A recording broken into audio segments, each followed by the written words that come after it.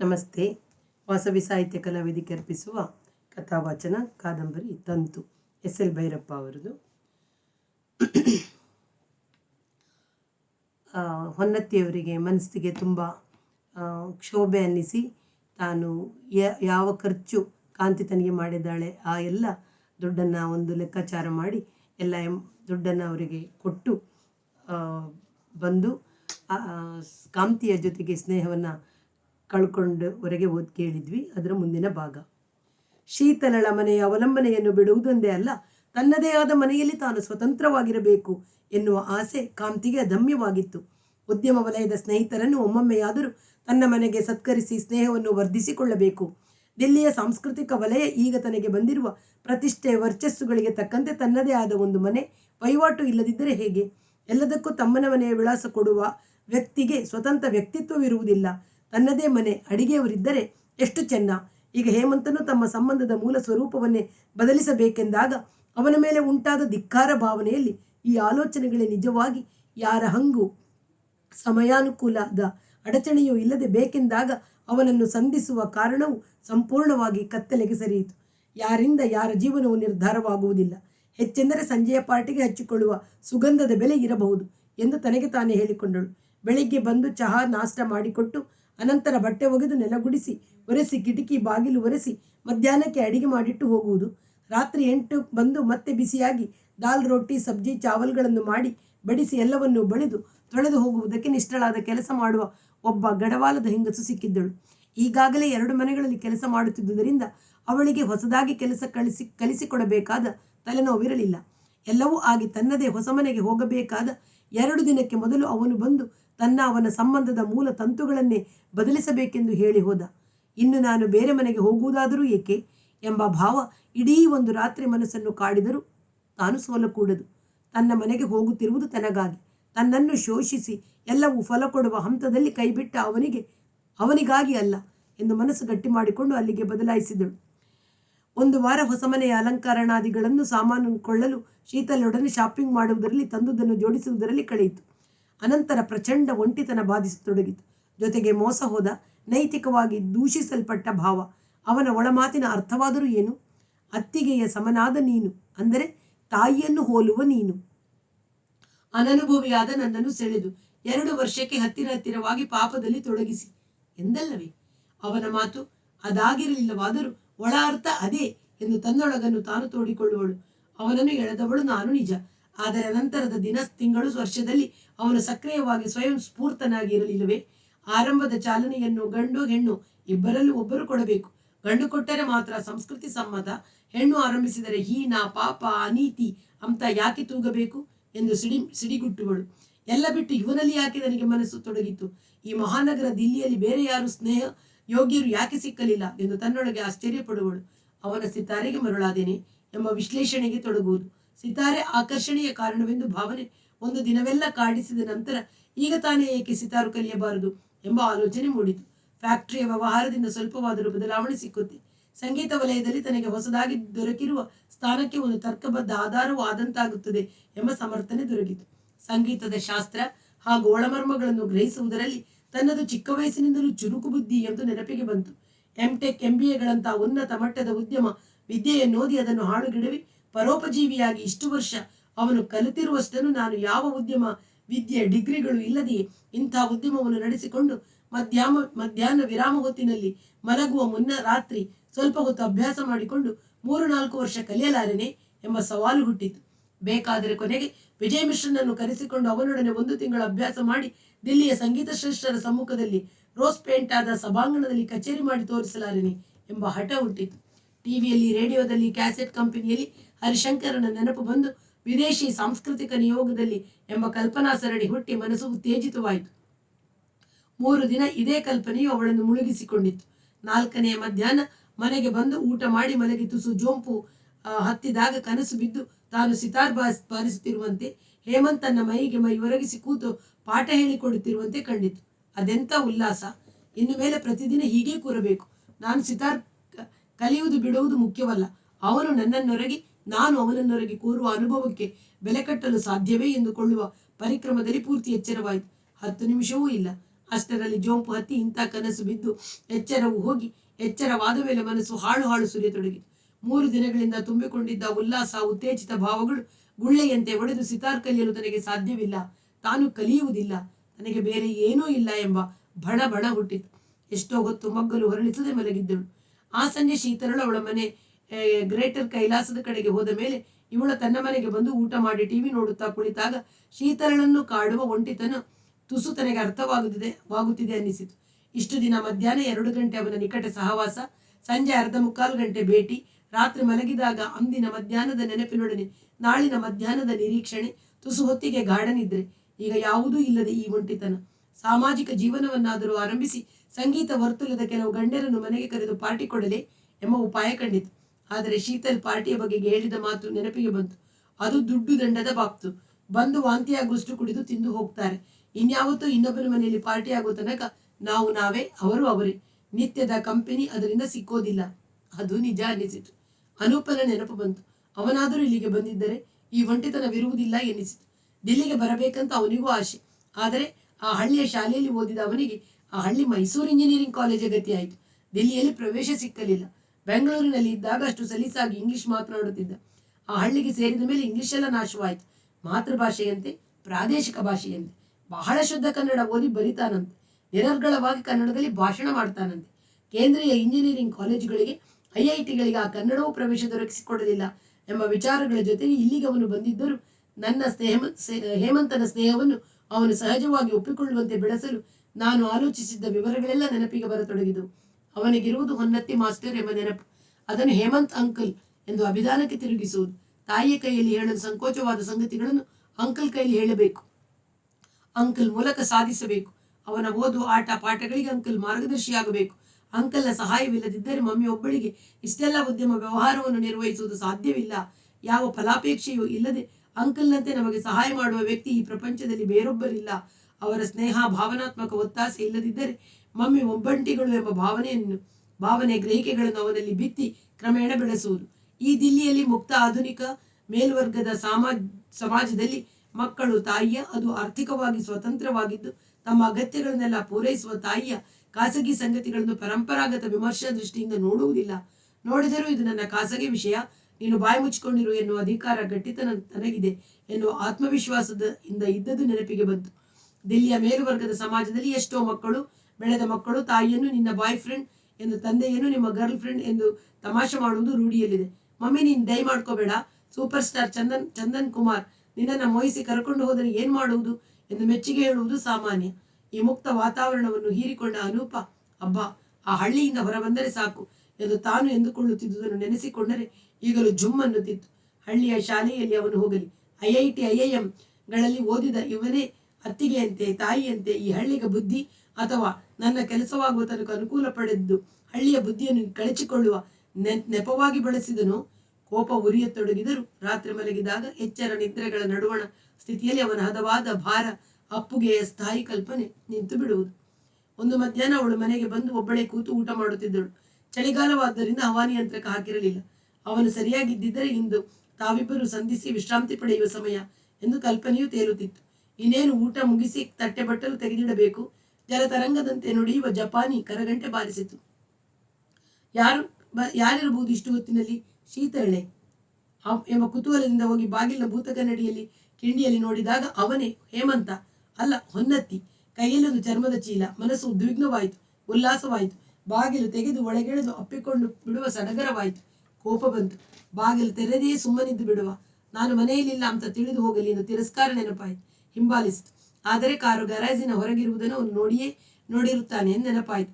ಈ ಮನೆ ಕಟ್ಟಿಸುವಾಗ ಅವನು ಬಂದಿದ್ದ ನೋಡೋಕೆ ಅಲ್ಲ, ಕರೆತಿಂದಿದ್ದೆ ತೋರಿಸೋಕೆ. ಅವನು ಅಭ್ಯಾಸ ಮಾಡಿಕೊಳ್ಳುವ, ನಾವಿಬ್ಬರು ದಿನವೂ ಕೂಡುವ ಹವಾನಿಯಂತ್ರಣ ಕೋಣೆ ಇದು ಎಂದು ತಾನು ಅವನಿಗೆ ಹೇಳಿದ ನೆನಪಾಯಿತು. ಇಲ್ಲಿ ನಾನು ಬಂದು ನಿಂತದ್ದು ಹವಾಯಿ ಚಪ್ಪಲಿಯ ಪಟಪಟ ಸಬ್ಬಳದಿಂದ ಅವನಿಗೆ ಗೊತ್ತಾಗಿದೆ. ಕಿಂಡಿಗಾಜಿನಿಂದ ಒಳಗಿನಿಂದ ಇಣುಕಿದರೂ ತಿಳಿದಿರುತ್ತೆ. ಬಾಗಿಲು ತೆಗೆಯದೆ ನಿಂತರೆ ನನ್ನ ದಾರ್ಢ್ಯಹೀನತೆ ಅಂತ ತಿಳ್ಕೊಳ್ತಾನೆ. ಯಾವನಿಗೆ ನಾನ್ಯಾಕೆ ಹೆದರಬೇಕು ಎಂದು ಅರಕ್ಷಣದಲ್ಲಿ ನಿಶ್ಚಯಿಸಿಕೊಂಡು ಎಳೆದು ತೆರೆದಳು. ಮೊದಲ ಬಾರಿಗೆ ನೋಡಿದವಳಂತೆ, ಓಹ್ ನೀವಾ, ಬನ್ನಿ, ಪ್ಲೀಸ್ ಕಮಿನ್ ಎಂದು ಒಳಗೆ ಬರುವವರಿಗೆ ದಾರಿ ಬಿಡುವಂತೆ 2 ಹೆಜ್ಜೆ ಸರಿದಳು. ಒಳಗೆ ಬಂದ ಅವನು ಎಲ್ಲಿ ಕೂರಬೇಕೆಂದು ತೋಚದೆ ನಿಂತುಕೊಂಡೆ. ಈ ಹೊತ್ತಿನಲ್ಲಿ ಮನೆಯಲ್ಲಿ ಇರ್ತೀಯ ಅಂತ ಊಹೆ ಮಾಡಿ ಸೀದಾ ಇಲ್ಲಿ ಬಂದೆ ಅಂದ. ಅವಳು ಐಸಿ ಎಂದಳು.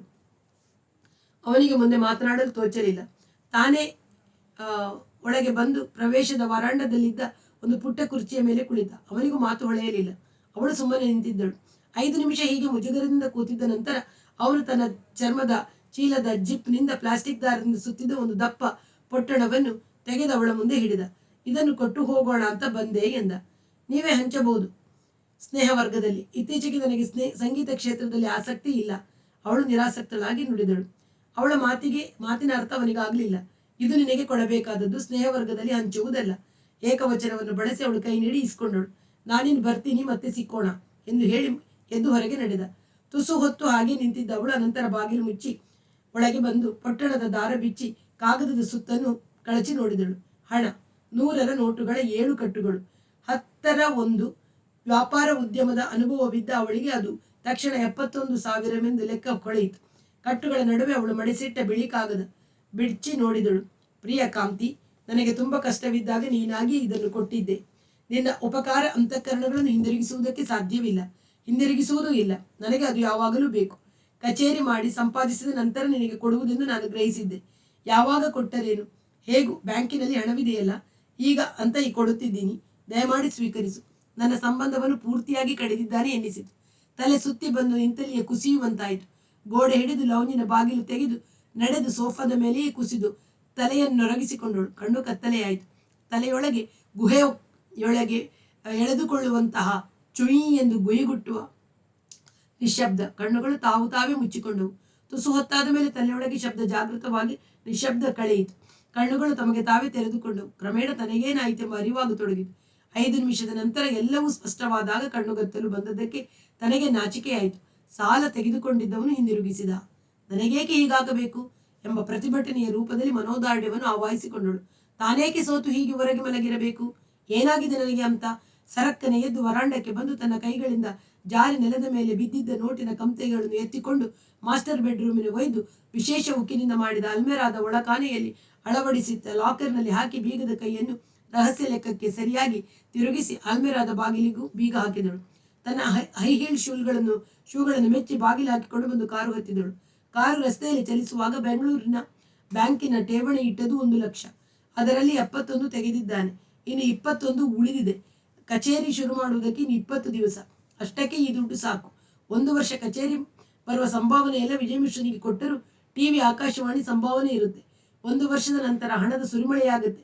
ಇದೆಲ್ಲರ ಪ್ಲಾನ್ ಮಾಡಿ ಹರಿಶಂಕರ್ನನ್ನು ಹಿಡಿದು ಗೆದ್ದು ವಿಜಯಮಿಶ್ರನನ್ನು ಹಿಡಿಸಿ ಮುಖ್ಯ ನಗರಗಳಿಗೆಲ್ಲ ಅವನೊಡನೆ ಕಚೇರಿ ತಂತ್ರಗಳನ್ನು ಹೂಡಿದವಳು ನಾನು. ಈಗ 71,000 ಹಿಂದಿರುಗಿಸಿ ನಿಂದೇನು ಹಂಗು ಉಳಿದಿಲ್ಲ ಅಂತ ಸೂಚಿಸಿಬಿಟ್ಟ. ಈಗಲೇ ಹೋಗಿ ನೋಟಿನ ಕಂತೆಯನ್ನು ಒಯ್ದು ಅವನ ಮುಖಕ್ಕೆ ಎಸೆದು ಬರಲಿ ಎಂಬ ವಿಚಾರ ಬಂತು. ಕಾರನ್ನು ಎಡಬದಿಗೆ ನಿಲ್ಲಿಸಿದಳು. ಮುಂದಿನ ಚೌಕದಲ್ಲಿ ಹಿಂದಿರುಗಿಸಿಕೊಳ್ಳಬೇಕೆಂಬ ಸಂಚಾರ ಯೋಚನೆ ಹೊಳೆಯಿತು. ಯಾವುದನ್ನು ಮಾಡಲಾರದೆ 1 ನಿಮಿಷ ಎಂಜಿನ್ ಉರಿಸುತ್ತಾ ನಿಂತಾಗ ವಾಪಸ್ ಎಸೆದರೆ ಅವನು ಆರಿಸಿ ಎತ್ತಿಟ್ಟುಕೊಂಡು ಬಿಟ್ಟರೆ ಎಂಬ ಸಂಭವ ಕಾಣಿಸಿತು. ತೀರಾ ಸಣ್ಣ ಮೊತ್ತವೂ ಅಲ್ಲ ಎಂಬ ಅರಿವು ಮೂಡಿದ ಮೇಲೆ ಕಾರನ್ನು ಮುಂದೆ ನಡೆಸತೊಡಗಿದಳು. ಆಗಲಿ, ಈ ಅವಮಾನವನ್ನು ನಾನು ಸುಮ್ಮನೆ ನುಂಗಿಕೊಳ್ಳುವವಳಲ್ಲ. ಸಮಯ ಬರಲಿ, ಹಿಂದಿರುಗಿಸ್ತೀನಿ ಎಂಬ ದವಡೆ ಕಚ್ಚಿ ತನಗೆ ತಾನೇ ಹೇಳಿಕೊಂಡಳು. ಅಧ್ಯಾಯ 15. ಒಂದು ಸಂಜೆ 6:30 ಗಂಟೆಯಲ್ಲಿ ಅನೂಪ್ 35 ಕಿಲೋಮೀಟರ್ನ ಕಲ್ಲಿನ ಹತ್ತಿರ ಬೇಲಿಯ ಸಂದಿಯಲ್ಲಿ ಹಾಯ್ದು ಗಿಡ ಗುಚ್ಚಿಗಳ ಸಂದಿಯಲ್ಲಿ ತನ್ನ ಮೋಟಾರ್ ಬೈಕನ್ನು ನಿಲ್ಲಿಸಿ ದಿಬ್ಬದ ಆಚೆ ಇಳುವಿನಲ್ಲಿ ಸಾಗಿ ಪಂಪ್ ಹೌಸ್ ಹತ್ತಿರದ ಗುಡಿಸಲಿನಲ್ಲಿ ಮಾದೇವಿಯನ್ನು ಸಂಧಿಸಿ ಬಂದಾಗ ಮಾದಣ್ಣ ಬೈಕ್ ಹಿಡಿಯ ಮೇಲೆ ಕೈ ಇಟ್ಟು ನಿಂತಿದ್ದ. ಮಾದಣ್ಣ ಏನೋ ಕಷ್ಟದಲ್ಲಿದ್ದಾನೆಂದುಕೊಂಡು ಇವನ ಹತ್ತಿರ ಹೋದ ಮೇಲೆ ಅವನು ಅಂದ, ಎಂಥ ಕೆಲಸ ಮಾಡಿದೆಯಾ ನೀನು? ನಮ್ಮ ಜಾತಸ್ಥರೆದುರಿಗೆ ನನ್ನ ಮರ್ವಾದಿ ಏನಾಗಬೇಕು? ನನಗೆ ಹೀಗೆ ಅದು ಏಕವಚನದಲ್ಲಿ ಅವನು ಆಪಾದಿಸುತ್ತಿರುವುದಕ್ಕೆ ಅನೂಪನಿಗೆ ಕೋಪ ಬಂತು. ಮರ್ಯಾದೆ ಇಟ್ಟು ಮಾತನಾಡುವ ನಾಲಿಗೆ ಬಂದರೂ ತಡೆದುಕೊಂಡು, ಏನು ಮಾಡಿರೋದು ಈಗ ಅಲ್ಲಿ ಹೋಗಿದ್ಯಲ್ಲ, ಗೊತ್ತಾಗ್ಲಿಲ್ವಾ? ಅವಳು ಹೇಳಲಿಲ್ವಾ? ಏನ್ನ ಬಸುರಿಯಾಗಿರಾದ? ಅನೂಪನ ಎದೆ ಡಬಗುಟ್ಟಿಕೊಂಡಿತು. ಹೆಂಗಸು ಬಸರಿಯಾದರೆ ಯಾವಾಗಲೂ ಗಂಡನನ್ನ ದೋಷಿ ಮಾಡ್ತಾಳೆ. ಹೆಂಗಸಿನ ತಪ್ಪು ಏನೂ ಇಲ್ಲ ಅನ್ನುವ ಹಾಗೆ ತಿರುಗಿಸ್ತಾರೆ ಅನ್ನುವ ಸ್ಥಿತಿ ಅರ್ಥವಾಯಿತು. ಇಲ್ಲ ಅಂದ. ಅವಳು ಆಗಿರೋದೇ ಸುಳ್ಳು ಅಂತೀಯಾ? ಮಾದಣ್ಣ ಕೇಳಿದ. ಅವನ ಬಾಯಿಯ ಬೀಡಿಯ ವಾಸನೆ ಭರಿಸುವಂತ ವಾಸನೆ ಈಗ ಅನೂಪನ ಮೂಗಿಗೆ ಹೊಡೆಯಿತು. ಹಾಗಿದ್ರೆ ನನ್ನ ಕೈಲಿ ಯಾಕೆ ಹೇಳಲಿಲ್ಲ? ಅನೂಪ ಕೇಳಿದ. ವಾಸ್ತವವಾಗಿ ಅವಳು ಏನು ಹೇಳಿರಲಿಲ್ಲ. ಏನೂ ಆಗದವಳಂತೆ ಇದ್ದಳು. ಇವನಿಗೂ ಏನೂ ತಿಳಿಯಲಿಲ್ಲ. ನಿನ್ ಕೈಲಿ ನಿನ್ನನ್ನ ಎಂದು ತೊದರಿದ ಮಾದಪ್ಪ. ನನ್ನ ಕೈಲಿ ಹೇಳಿಯವಳಲ್ಲ, ನಿನ್ ಕೈಲಿ ಹೇಳಕ್ಕೆ ನಾಚಿಕೆಯಾಗಿ ಹೆಣ್ಣು ಹುಡುಗಿ ಅಲ್ವಾ ಎಂದ. ಅದೇ ನಿಜವಿರಬಹುದು ಅನುಪನಿಗೆ ಅನಿಸಿತು. ಹೇಳುವುದಕ್ಕೆ ನಾಚಿಕೆಯಾಗಿ ಅಥವಾ ನಾಚಿಕೆ ಎಂಥದ್ದು, ಇನ್ನು ಎಂತೆಂಥದ್ದೋ ಮಾತಾಡ್ತಾಳೆ. ನಿಜವಾಗಿ ಬಸುರಿಯಾಗಿದ್ದರೆ ಅಥವಾ ಇವನೇನಾದ್ರೂ ದುಡ್ಡು ಕೀಳಕ್ಕೆ ಅಂತ ಈ ಆಟ ಹುಡಿ ಒಂದಿಷ್ಟು ರೋಪ್ ಹಾಕಿದ್ರೆ ಬಾಯಿ ಮುಚ್ಕೋತಾನೆ ಅಂದ್ಕೊಂಡು ಅಕಸ್ಮಾತ್ ಬಸರಿ ಆಗಿದ್ರೆ ನಾನೇನಯ್ಯ ಮಾಡ್ಲಿ ಎಂದ. ಹೇಯ್, ಯಾರ್ ಕುಟೆ ಮಾತಾಡ್ತಿದೀಯಾ? ಬಸರಿ ಮಾಡೋದು ಮಾಡಿ ನಾನನ್ನಯ್ಯ ಮಾಡ್ಲಿ ಅಂತೀಯಾ ಅಂತ ಜೋರ್ ಮಾಡಿದ. ಒಂದ್ಸಲಿಗೆ ಇಷ್ಟು ಅಂತ ಕೊಟ್ಟು ಲೆಕ್ಕ ಚುಕ್ತ ಮಾಡಿದ್ಮೇಲೆ ನಂದೇನ್ ಜವಾಬ್ದಾರಿ? ಇವನು ಜೋರ್ ಮಾಡಿದ. ಕಾಸು ಕೊಟ್ರೆ ತೆವಲು ತೀರ್ಸ್ಕೊಂಡು ಹೋಗಕ್ಕೆ, ಬಸರಿ ಮಾಡಕ್ಕಲ್ಲ. ಈಗ ಅವಳ ಮದ್ವೆ ಮಾಡ್ಕ. ಬಸುರಿ ಆಗಿದ್ದರು ಯಾವನಿಗೂ ಆಗಿ ಅವಳು. ನಂದೇ ಅಂತ ಹೆಂಗಂತೀಯ? ನಂದಲ್ವೇ ಅಲ್ಲ ಅನುಪ ದಬಾಯಿಸಿದ. ಇನ್ಯಾವಳನ್ನು ಕರ್ಕೊಳಕ್ಕೆ ನನ್ನ ಮಗಳೇನು ಗುಡಿಸೆಟ್ಟಿ ಅಂತ ತಿಳ್ಕೊಂಡಿಯಾ? ನ್ಯಾಲ್ಗೆ ಇಡೋದು ಮಾತಾಡು. ಧ್ವನಿಯನ್ನು ಎತ್ತರಿಸಿದ ಮಾದಣ್ಣ ಇವನ ಹತ್ತಿರಕ್ಕೆ ಬಂದು ಕಟ್ಟೆ ಹಿಡ್ಕೊಂಡ. ಅಷ್ಟರಲ್ಲಿ ಹಿಂಬದಿಯಿಂದ ಹೆಜ್ಜೆಗಳ ಸದ್ದು ಕೇಳಿತು. ಅನುಪ ಹಿಂದಿರುಗಿ ನೋಡುತ್ತಾನೆ. 4 ಜನ ಮಾದಣ್ಣನಂತವರೇ ತನ್ನ ಕಡೆಗೆ ಬರುತ್ತಿದ್ದಾರೆ ಬಂದರು. ತನ್ನನ್ನು ಸುತ್ತುವರಿದು ನಿಂತರು. ಅವರಲ್ಲೊಬ್ಬ ಮಾದಣ್ಣನ ಕಡೆಗೆ ತಿರುಗಿ, ಏನಣ್ಣ ಇದು? ಯಾವನು ಈ ಪೋಲಿ ನನ್ನ ಮಗ ಎಂದ. ಈಗ 4 ಜನದ ಬಾಯಿಯಿಂದ ಹೊರಟ ಬೀಡಿಯ ನಾಥ ಇವನನ್ನು ಸುತ್ತುವರೆದು ಹೊಟ್ಟೆಯೊಳಗಿನ ಸ್ಥಿಮಿತ ತಪ್ಪುವಂತಾಯಿತು. ಈ 4 ಸೇರಿ ತನ್ನನ್ನು ಸೆರೆ ಹಿಡಿದಿದ್ದಾರೆ ಎಂಬ ಭಾವನೆ ಅವನಿಗೆ ಬಂತು. ಸಿನಿಮಾದಲ್ಲಿ ಮಾಡುವಂತೆ ಇವರನ್ನೆಲ್ಲ ಜಾಡಿಸಿ ನೂಕಿ ಬೈಕೊತ್ತಿಕೊಂಡು 120 ಕಿಲೋಮೀಟರ್ ವೇಗದಲ್ಲಿ ಎಂಬ ಉಪಾಯ ಹೊಳೆಯುತ್ತಿರುವಾಗ ಮಾದಣ್ಣ, ನೋಡು ಗಿರಿಯಣ್ಣ, ಇವನ್ ಯಾವನು ನನ್ನ ಕಣ್ ತಪ್ಪಿಸಿ ನಾನಿಲ್ದ ಹೊತ್ನಾಗೆ ಬಂದು ನಮ್ಮ ಹುಡುಗಿನ ಮದುವೆ ಮಾಡ್ಕತೀನಿ ಅಂತ ನಂಬಿಸಿ ಬಸರಿ ಮಾಡಿ ಅವಳನ್ನೇ ಗುಡಿಸೆಟ್ಟಿ ಯಾವನ್ನ ಕರ್ಕೊಂಡು ಹೊಟ್ಟೆ ಊದಿಸ್ಕೊಂಡು ಅವಳು ನನ್ಗೇನು ಗೊತ್ತು ಅಂತಾನಲ್ಲ ಎಂದು ಅನ್ಯಾಯಕ್ಕೊಳಗಾದ ಮುಗ್ಧ ನೋವನ್ನು ಮುಖದಲ್ಲಿ ತೊಟ್ಟಿಕ್ಕಿಸತೊಡಗಿದ. ನಮ್ಮ ಮಾದೇವಕ್ಕಂಗ ಹಾಲು ಹಸಿನಂತ ಹುಡುಗಿ ನೆಮ್ಸಿ ಹಿಂಗ್ ಮಾಡ್ಬಿಟ್ನಾ? ಇನ್ನೊಬ್ಬ ಮುಖದಲ್ಲಿ ನೈತಿಕ ಆಘಾತವನ್ನು ತಂದುಕೊಂಡು ಕೇಳಿದ. ನಂತರ ಈಗಲೇ ಇಲ್ಲೇ ಶಿಕ್ಷೆ ಮಾಡಿ ಬಿಡುವನಂತೆ ಭತ್ತದ ಗದ್ದೆಯಲ್ಲಿ ಕೆಲಸ ಮಾಡುವ ಕಾಕಿನಿಕ್ಕರಿನ ಮೇಲೆ ಹುಟ್ಟಿದ ಕರೆ ಕಟ್ಟಿದ ಲುಂಗಿಯನ್ನು ಎತ್ತಿ ಕಟ್ಟಿಕೊಂಡ. ಮರ್ಯಾದಸ್ಥ ಹೆಣ್ಣು ಮಕ್ಕಳು ಅಂದ್ರೆ ಈ ಸಾಹುಕಾರ ನನ್ನ ಮಕ್ಕಳಿಗೆ ಹಿಂಗೆಯಾ? 3ನೇಯವನು ನಿಕ್ಕರಿನ ಮೇಲೆ ಲುಂಗಿ ಹುಟ್ಟಿಲ್ಲವಾದುದರಿಂದ ಎತ್ತಿ ಕಟ್ಟುವ ಅಗತ್ಯವೇ ಇಲ್ಲದೆ ಹೊಡೆದಾಟಕ್ಕೆ ಸಿದ್ಧವಾದ ಭಂಗಿಯಲ್ಲಿ ಶರೀರವನ್ನು ಸೆಟಿಸಿದ. 4ನೇಯವನು ತಾಯಿಲ್ಲದ ಮಗು ಮರ್ವಾದಿಯಾಗಿ ಸಾಕಿ ಮರ್ವಾದಸ್ಥನ ಕೈಯಲ್ಲಿ ಮಡಗಬೇಕು ಅಂತ ಕಣ್ಣಾಗೆ ಕಣ್ಣಿಟ್ಟು ಸಾಕಿದೆಯಲ್ಲಣ್ಣ ಎಂದು ಧ್ವನಿಯಲ್ಲಿ ನೋವನ್ನು ಹಿಂಡುತ್ತಾ ಅನೂಪನತ್ತ ನೋಡಿದ. ಏನಾದರೂ ಸಾಹಸ ಮಾಡಿ ಇವರಿಂದ ತಪ್ಪಿಸಿಕೊಂಡು ಬಿಡಬೇಕೆಂಬ ಆಲೋಚನೆ ಅನೂಪನ ಮನಸ್ಸಿನಲ್ಲಿ ಮತ್ತೊಮ್ಮೆ ಸೆಳೆಯಿತು. ಗಟ್ಟಿಯಾಗಿ ಕೊಸರಿಗೊಂಡು ಜೀನ್ಸ್ನ ಜೇಬಿನಿಂದ ಬೀಗದ ಕೈ ತೆಗೆದು ಬೈಕಿಗೆ ಹಾಕಿ ತಿರುಗಿಸಿ ಚಾಲಕ ಪೆಡಲನ್ನು ವೇಗವಾಗಿ ಒತ್ತಿದ. ಅಷ್ಟರಲ್ಲಿ 4 ಜನ ಓಡಿ ಬಂದು ಅವನನ್ನು ಕಬಳಿಸಿ ಹಿಡಿದೆಳೆದರು. ಅವನು ಕೆಳಗೆ ಬಿದ್ದ. ಇನ್ನೊಂದು ಕಡೆ ಬೈಕ್ ಉರುಳಿತು. ತಿದಿಯಂತೆ ಎದುರಿಸಿ ಬಿಡುತ್ತಾ ಬಿದ್ದಿರುವಾಗ 3 ಅವನನ್ನು ಮೆಟ್ಟಿಕೊಂಡಿದ್ದರು. ಗಿರಿಯಣ್ಣ ಅನ್ನುವವನು, ತಪ್ಪಿಸ್ಕೊಂಡು ಹೋಯ್ತೀಯಾ? ಕಟ್ಟಿ ಹಾಕಲೋ ಇವನ್ನ ಎಂದದ್ದೇ ತಡ ಉಳಿದ 3 ಕೆಳಗೆ ಬಿದ್ದವನನ್ನು ಎತ್ತಿ ನಿಲ್ಲಿಸಿದರು. ಅವರ ಪೈಕಿ ಒಬ್ಬ ತನ್ನ ಕೈಚೀಲದಲ್ಲಿಟ್ಟುಕೊಂಡಿದ್ದ ಸೆಡವಿನ ಹಗ್ಗ ತೆಗೆದ. ಇಬ್ಬರು ಅವನ 2 ಕೈಗಳನ್ನು ಜೋಡಿಸಿ ಬಿಗಿಯಾಗಿ ಕಟ್ಟಿದರು. ನಡಿಯಲ್ಲೇ ಎಂದು ಮಾದಣ್ಣ ಗುಡಿಸಿನ ಕಡೆಗೆ ತಳ್ಳಿಕೊಂಡು ನಡೆದ. ತನ್ನನ್ನು ಮಾದೇವಿ ಎದುರು ಕಟ್ಟಿ ಹಾಕುತ್ತಾರೆ, ಅವಮಾನ ಮಾಡುತ್ತಾರೆ ಎಂದು ಅನೂಪನಿಗೆ ಅರ್ಥವಾಯಿತು. ಕಾಸು ತಕೊಂಡ್ರು ಪ್ರೀತಿ ಮಾತಾಡುತ್ತಿದ್ದಳು. ವಾರಕ್ಕೊಂದು ದಿನವಾದರೂ ನೀವು ಬರದೇ ಇದ್ರೆ ನನಗೆ ಜೀವ ಹಿಡ್ದಂಗಾಯ್ತದೆ ಎನ್ನುತ್ತಿದ್ದಳು. ಕಳಿಸಿಕೊಡುವಾಗ ತಾನು ಮರೆಯಾಗುವವರೆಗೂ ನಿಂತು ನೋಡುತ್ತಿದ್ದಳು. ತಾನು ಅವಳ ಹತ್ತಿರ ಪ್ರೀತಿಯಿಂದಲೇ ನಡೆದಿದ್ದೇನೆ, ಅವಳಿಗೂ ಖುಷಿ ಕೊಟ್ಟಿದ್ದೇನೆ, ತನಗೆ ಅವಮಾನ ಮಾಡುವುದನ್ನು ಅವಳು ಸಹಿಸುತ್ತಾಳೆ ಎಂಬ ಭರವಸೆಯಿಂದ ಅವನು ಹೆಜ್ಜೆ ಹಾಕುತ್ತಿದ್ದ. ಅಷ್ಟರಲ್ಲಿ ದಿಬ್ಬದ ಮೇಲೆ ಬಂದಿದ್ದರು. ಅಲ್ಲಿ ಕೆಳಗಿನ ಇಳುವಿನ ಪಂಪ್ ಹೌಸ್ ಹತ್ತಿರದಲ್ಲೇ ಮಾದೇವಿ ಇರುವ ಗುಡಿಸಲು ಮಬ್ಬಾಗಿ ಕಾಣುತ್ತಿದ್ದವು. ಸೂರ್ಯ ಮುಳುಗಿ ಕತ್ತಲು ಕವಿಯುತ್ತಿತ್ತು. ಇವನ್ನ ಕಟ್ಟಿದ ಕೈಗಳನ್ನು ಹಿಡಿದಿದ್ದ ಇಬ್ಬರು ಮತ್ತು ಹಿಂದೆ ಮುಂದೆ ಬರುತ್ತಿದ್ದ ಇನ್ನಿಬ್ಬರು ಇಳುವಿನ ಕಡೆಗೆ ನಡೆಸುವ ಬದಲು ಬಲಕ್ಕೆ ತಿರುಗಿಸಿ 20 ಮಾರು ದೂರದಲ್ಲಿದ್ದ ಹಲಸಿನ ಮರದ ಕೆಳಗೆ ಕರೆತಂದು ನಿಲ್ಲಿಸಿ ಕೈಗಳಿಂದ ಕಟ್ಟಿದ ಹಗ್ಗದಿಂದಲೇ ಅವನ 2 ಕಾಲುಗಳಿಗೂ ಕುಣಿಕೆ ಹಾಕಿ ಬಿಗಿದು ಉಳಿದ ಭಾಗದಿಂದ ಅವನನ್ನು ಹಲಸಿನ ಮರದ ಕಾಂಡಕ್ಕೆ ಬಂದೋಬಸ್ತಾಗಿ ಕಟ್ಟಿ ಹಾಕಿದ ಮೇಲೆ ಗಿರಿಯಣ್ಣ ತನ್ನ ಚಡ್ಡಿ ಜೇಬಿನಿಂದ ಕೈ ಹಾಕಿ ಬೀಡಿ ಪೊಟ್ಟಣ ತೆಗೆದು ಎಲ್ಲರಿಗೂ ಒಂದೊಂದಾಗಿ ಕೊಟ್ಟು ಅನಂತರ ಬೆಂಕಿ ಕಡ್ಡಿ ಗಿರಿ ಇಬ್ಬರಿಗೂ ಕಚ್ಚಿಸಿ ಮತ್ತೊಂದು ಗೀರಿ ಇಳಿದಿಬ್ಬರಿಗೂ ಕಚ್ಚಿಸಿದ ಮೇಲೆ ತಾನೂ ಕಚ್ಚಿ ಎಳೆದು ಹೊಗೆ ಬಿಟ್ಟ. ದಿಕ್ಕು ತೋಚದೆ ನಿಸ್ಸಾಯಕ ಪರಿಸ್ಥಿತಿಗೆ ಸಿಕ್ಕಿದ ಅನೂಪನ ಕೈಗಳು ಹಗ್ಗದ ಬಿಗಿತಕ್ಕೆ ಉರಿ ಹತ್ತಿ ನೋಯುತ್ತಿದ್ದವು. ಕಾಲುಗಳೆಲ್ಲ ನೋವು. ಎದುರಿಗಲ್ಲಿ ದೂರದ ಎಳುವಿನಲ್ಲಿ ಮಾದೇವಿ ಇರುವ ಗುಡಿಸಲು ಕತ್ತಲಿನಲ್ಲಿ ಮಬ್ಬಾಗುತ್ತಿದೆ. ಇನ್ನು 5 ನಿಮಿಷದಲ್ಲಿ ಕಾಣುವುದೇ ಇಲ್ಲ. ಇವರು ನನ್ನನ್ನು ಕತ್ತಲಿನಲ್ಲಿ ಸಾಯಿಸಿ ಬಿಟ್ಟರೆ ಯಾರು ಕಾಪಾಡುವವರಿಲ್ಲವೆಂಬ ಅರಿವಾಗಿ ಭಯ ಹುಟ್ಟಿತು. ನನ್ನನ್ನು ಬಿಟ್ಬಿಟ್ರಿ, ನನ್ನನ್ನು ಯಾಕೆ ಹಿಂಗೆ ಕಟ್ಟಿ ಹಾಕಿದ್ದೀರಾ? ನಾನು ಮಾದಣ್ಣ ಮಾತಾಡ್ಕಂತೀವಿ ಬೇಕಾದ್ರೆ ಎಂದು ಅಂಗಲ ಹಚ್ಚುವ ದನಿಯಲ್ಲಿ. ಮಾತಾಡ್ಕಂತೀಯಾ? ಹಂಗಾದ್ರೆ ಮಾಡ್ಕ. ಅದೇನು ಹೇಳಪ್ಪ ಮಾದಣ್ಣ? ಲುಂಗಿಯನ್ನು ಮೇಲೆ ಕಟ್ಟಿದವನು ಹೇಳಿದ. ನೀವೇ ಹೇಳ್ರಪ್ಪ, ನಾನೇನು ಹೇಳೋದು? ಮಾದಣ್ಣ ನ್ಯಾಯವನ್ನು ಅವರಿಗೆ ಬಿಟ್ಟ. 5 ಜನರು ತಮ್ಮ ಆಲೋಚನೆಗಳು ಸ್ಫುಟವಾಗಲೆಂಬಂತೆ ನಿಧಾನವಾಗಿ ಹೊಗೆಯನ್ನು ಶ್ವಾಸಕೋಶವನ್ನು ಗುದ್ದುವಂತೆ ಬೀಡಿ ಎಳೆದು ಮೂಗಿನಿಂದ ಹೊರಗೆ ಬಿಟ್ಟರು. ಗಿರಿಯಣ್ಣ ಇವನ ಹತ್ತಿರ ಬಂದು ಮುಖವನ್ನು ದಿಟ್ಟಿಸಿ ನೋಡಿದ. ಆಮೇಲೆ ಹೇಳ್ದ, ಅಂತ ಒಳ್ಳೆ ಹುಡುಗಿನ ಕೆಡ್ಸಕ್ಕೆ ಯಾರೆಲ್ಲ ನಿಂಗೆ ಹೇಳಿಕೊಟ್ರು? ಎಂತ ಅಪ್ಪ ಅಮ್ಮಂಗೆ ಹುಟ್ಟಿದೀಯ ನೀನು? ನಾನ್ ಕೆಡಿಸ್ಲಿಲ್ಲ. ಮಾದಣ್ಣನೇ ನನ್ನ ಮಗಳೇ ಅವಳೇ ಒಂದ್ಸಲಿಗೆ 50 ರೂಪಾಯಿ ಅಂತ ಕರೆದುಕೊಟ್ಟ. ಇವನು ಉತ್ತರಿಸಿದ ತಕ್ಷಣ ಮಾದಣ್ಣ ಮಹದೇಶ್ವರ ನಾಣೆಗೂ ಇಲ್ಲ ಕಣಣ್ಣ, ನಾನಂತ ಕೆಲಸ ಮಾಡ್ತೀನ, ಭೂಮಿ ತಾಯಿ ಬಾಯಿ ಬಿಟ್ಟು ನನ್ನ ನುಂಗ್ಕೊಂಡ್ಬಿಡ್ಲಿ ಸ್ವಾಮಿ ನಮ್ಮಪ್ಪ ಎಂದು 2 ಕೆನ್ನೆಗಳಿಗೂ ತಟ್ಟಿಕೊಂಡ. ಕಳ್ಳನ್ ಮಗನೆ, ಮಾದಣ್ಣ ಅಂತ ಕೆಲಸ ಮಾಡ್ತಾನಿಲ್ಲ, ಇನ್ನೊಂದ್ಸಲಿ ಹಂಗಂದ್ರೆ ನೀನ್ ಮೆಟ್ಟಿ ಇಸ್ಕಿ ಸಾಯಿಸ್ಬಿಡ್ತೀವಿ, ಅರಿದ ಹುಡುಗಿನ ಕೆಡಿಸಿರೋದು ಅಲ್ದ ಸುಳ್ಳು ಹೇಳ್ತೀಯಾ, ಗಿರಿಯಣ್ಣ ಗದ್ದರಿಸ್ಕೊಂಡ. ಅಷ್ಟರಲ್ಲಿ ಕತ್ತಲು ಹೆಚ್ಚಿ ಪೂರ್ತಿಯಾಗಿ ಕವಿದು ಒಬ್ಬರ ಮುಖವು ಮತ್ತೊಬ್ಬರಿಗೆ ಸರಿಯಾಗಿ ಕಾಣಿಸದಂತಾಯ್ತು. ಲುಂಗಿಯನ್ನು ಎತ್ತಿ ಕಟ್ಟಿದವನು ಅದೇನೋ ತೀರ್ಮಾನ ಹೇಳಿ ಬುಡಣ್ಣ ಅತ್ಲಾಗೆ ಹೋಗ್ಲಿ ಎಂದು ತನಗಿನ್ನು ಸಮಯವಿಲ್ಲ ಎನ್ನುವಂತೆ ಗಿರಿಯಣ್ಣನು ಎಂದ ಮೇಲೆ ಮಾದಣ್ಣ ಬಾಯ್ಬಿಟ್ಟ. ನಾಯಿ ಮುಟ್ಟಿದ ಮಡಕೆ ನಾಯಿ ಕೊಳ್ಳಿಗೆ ಕಟ್ಟಬೇಕು. ಇವನು ನನ್ನ ಮಗಳನ್ನ ಮದುವೆ ಮಾಡ್ಕೊಂಡು ಕರ್ಕೊಂಡು ಹೋಗ್ಲಿ, ನಾ ಮದುವೆ ಮಾಡ್ಕೊಂಡಿದ್ದೀನಿ, ಅವಳಿಗೂ ಹೊಟ್ಟೆ ಒಳಗಿರೋ ಮಗಿಗೂ ಏನು ಆಗ್ದಂಗೆ ಸಾಕ್ತೀನಿ ಅಂತ ಮುಚ್ಚಳಿಕೆ ಬರಕೊಟ್ಟು ಹೋಗ್ಲಿ. ಅನೂಪನ ಎದೆ ಒಳಗೆ ಕುಸಿಯಿತು. ತನ್ನನ್ನು ಎಂಥ ಬೋನಿಗೆ ಸಿಕ್ಕಿಸುತ್ತಿದ್ದಾನೆ ಈ ಕುಡುಕ. ಮಗಳನ್ನು ಸೂಳೆಗಾರಿಕೆಗೆ ಬಿಟ್ಟು ಆ ದುಡ್ಡಿನಲ್ಲಿ ಕುಡಿಯುವ ರಾಸ್ಕಲ್ ಎಂದುಕೊಂಡ. ಸದ್ಯಕ್ಕೆ ಅಂತ ಒಪ್ಪಿಕೊಂಡು ಪರಾರಿಯಾಗಲಿ ಎಂಬ ಉಪಾಯ ಕಂಡಿತು. ಇವರು ಮದುವೆಯಾಗಿ ತಾಳಿ ಕಟ್ಟುವ ತನಕ ಬಿಡೋಲ್ಲ ಅಂದರೆ ಎಂಬ ಎಚ್ಚರವೂ ಮೂಡಿತು. ಏನಂತೀಯಲ್ಲ ಯಜಮಾನ, ಗಿರಿಯಣ್ಣ ಕೇಳಿದಾಗ ನಮ್ಮ ಅಪ್ಪ ಅಮ್ಮನ ಕೇಳಬೇಕು, ಅವ್ರು ಒಪ್ಪದೆ ಮದುವೆ ಆದರೆ ಮನೆಗೆ ಸೇರಿಸೋಲ್ಲ ಎಂದ. ನಿಮ್ಮ ಅವ್ವನ ಕೇಳ್ಬೇಕಾ? ನಿಮ್ಮ ಅವ್ವನ ಯಾವನಾದರೂ ಹಿಂಗೆ ಬಸರು ಮಾಡಿ ಆಮೇಲೆ ನಮ್ಮ ಅಪ್ಪ ಅಮ್ಮನ ಕೇಳಬೇಕು ಅಂದಿದ್ರೆ ನೀನೆಲ್ಲ ಮಾಡ್ತಿದ್ದೆ, ಗಿರಿಯಣ್ಣ ನ್ಯಾಯ ಹೇಳಿದ. ಲುಂಗಿಯನ್ನು ಎತ್ತಿ ಕಟ್ಟಿದ್ದವನಿಗೆ ಹೊತ್ತಾಗುತ್ತಿತ್ತು. ಅದೆಲ್ಲ ಯಾಕೆ ಮಾತು, ಈಗ ತೀರ್ಮಾನ ಹೇಳಪ್ಪ ನೀನು ಎಂದ. 2 ನಿಮಿಷ ಆಲೋಚಿಸಿದಂತೆ ಮಾಡಿ ಗಿರಿಯಣ್ಣ, 25,000 ರೂಪಾಯಿ ಕೊಟ್ಟು ಬಿಡು, ನಿನ್ನ ಹಗ್ಗ ಕಟ್ಟು ಬಿಚ್ಚಿಕೊಂಡು ಹೊಂಟೋಗು. ಹುಡುಗಿಗೆ ಇಲಾಜು ಮಾಡಿಸಿ ತೆಗಿಸ್ಬೇಕು, ಸರಿಯೋದನ್ನು ಹುಡುಕಿ ಮದುವೆ ಮಾಡಬೇಕು, ನೀನು ಕೆಡಿಸಿರೋಳನ್ನ ಶುದ್ಧ ಮಾಡಿಸ್ಬೇಕು, ಡಾಕ್ಟ್ರು ಖರ್ಚು ಮದುವೆ ಖರ್ಚು ಕೊಟ್ಟು ಬಿಡು ಸಾಕು. ಇದೆಲ್ಲ ಇವರು ಕಾಸು ಕೇಳಲು ಮಾಡಿರೋ ತಂತ್ರ ಎಂದು ಅಷ್ಟರಲ್ಲಿ ಅನೂಪನಿಗೆ ಅರ್ಥವಾಯಿತು. ಹೆಚ್ಚೆಂದರೆ ತಾನು 500 ಕೊಡಬಲ್ಲೆ, ಅಥವಾ 1,000. 25,000 ಅಂದರೆ ನನ್ನ ಮೋಟ್ರ್ ಬೈಕ್ ಮಾರಿ ಸೆಕೆಂಡ್ ಹ್ಯಾಂಡ್ ಅಂತ 15 ಬಂದಿತ್ತು. ಮನಸ್ಸು ಲೆಕ್ಕ ಹಾಕಿತ್ತು. ಏನಾದರೊಂದು ಹೇಳಿ ಬಿಡಿಸ್ಕೊಂಡು ಪರಾರಿ ಆದರೆ ಸಾಕು ಎಂಬ ಉಪಾಯ ಮತ್ತೊಮ್ಮೆ ಬಂತು. ಜೇಬಿನಲ್ಲಿ 350 ಇರ್ಬೋದು. ನಾನು ತಪ್ಪಿಸಿಕೊಂಡು ನೋಡೋ ಪ್ರಯತ್ನ ಮಾಡಬಾರ್ದಾಗಿತ್ತು. ಈಗ ಆಮೇಲೆ ಕೊಡ್ತೀನಿ ಅಂದರೆ ಇವ್ರು ನಂಬಲ್ಲ ಎಂದು ತಾನು ಆತುರದಲ್ಲಿ ಮಾಡಿದಕ್ಕೆ ವಿಷಾದ ಪಡತೊಡಗಿದ. ಯಾವ ಮಾತು ಆಡಲಿಲ್ಲ. ಗಿರಿಯಣ್ಣ ಹಂಗೆ ಹೇಳದಂಗೆ ಮಾಡಿಬಿಡು, ಒಪ್ಕೊಂಡ್ಬಿಡು ಮಾದಣ್ಣ ಎಂದು ಮತ್ತೊಮ್ಮೆ ಹೇಳಿದ. ಕಳೆದೋದ ಮರ್ಯಾದೆ ದುಡ್ಡು ಕೊಟ್ಟರೆ ಬರ್ತದೇನಣ್ಣ, ಮಾದಣ್ಣ ವಿರೋಧಿಸಿದನಾದರೂ ಧ್ವನಿಯಲ್ಲಿ ನಾಟಕೀಯತೆ ಕೇಳುತ್ತಿತ್ತು. ಅಷ್ಟರಲ್ಲಿ ಯಾರೋ ಗಟ್ಟಿಯಾಗಿ ಮಾದಣ್ಣ ಎಂದು ಕೂಗಿದರು. ಮಾದಣ್ಣ ಧ್ವನಿ ಬಂದ ಕಡೆಗೆ ತಿರುಗಿ ನೋಡಿದ. ಅದೇ ಧ್ವನಿ ಇನ್ನೊಮ್ಮೆ ಅದೇ ಕೂಗು ಹಾಕಿತು. ಮಾದಣ್ಣ ಗಾಬರಿಗೊಂಡವನಂತೆ ನಮ್ಮ ಸಾಹುಕಾರರು ಎಂದ. ಉಳಿದ 4 ನೀವು ಹೋಗಿ ಮಾತಾಡಿಸು ಆ ಕಡೆ ಎಂದರು. ಅನೂಪ ಗಟ್ಟಿಯಾಗಿ ಓಯ್ ಪ್ಲೀಸ್ ಹೆಲ್ಪ್ ಎಂದು ಕಿರಿಚಿಕೊಂಡ. ಅವರಿಗೆ ಗಾಬರಿ ಆಯಿತು. ತೋಟದ ಯಜಮಾನನ ಧ್ವನಿ. ಎಲ್ಲಿದ್ದೀಯಾ ಅಂತ ಕೂಗಿತು. ಇಲ್ಲಿ ಹಲಸಿನ ಮರದಡಿಗೆ ಬನ್ನಿ, ಪ್ಲೀಸ್ ಪ್ಲೀಸ್ ಹೆಲ್ಪ್. ಅನೂಪ ಮತ್ತೆ ಕಿರುಚಿದ. ಈ 4 ಕಾಲು ಕೇಳತೊಡಗಿದರು.